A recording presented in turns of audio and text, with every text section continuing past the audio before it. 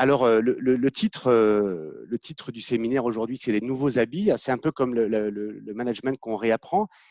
J'ai envie de dire, on peut mettre des nouveaux habits si on n'est pas tout nu déjà, mais en fait, je crois qu'on est un petit peu tout nu en fait au départ. En tout cas, moi, en 20 ans de CHU, j'ai pas vu de manager assumé médical, hein, j'ai pas vu de RH médical assumé, et donc j'ai un peu l'impression quand même que qu'on part un petit peu de zéro. On part un petit peu de zéro alors qu'on a trois besoins primaires absolument majeurs aujourd'hui. On a un premier besoin primaire qui est d'arrêter l'hémorragie des départs de l'hôpital.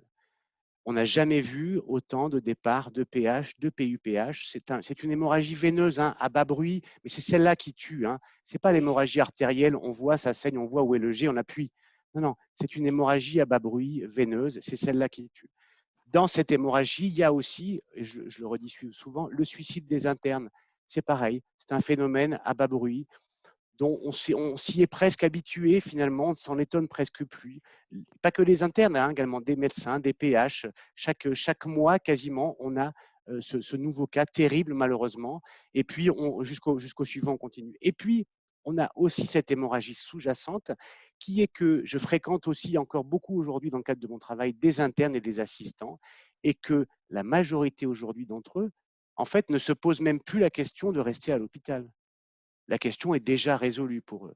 Et ça, c'est la bombe à retardement qui nous arrive derrière.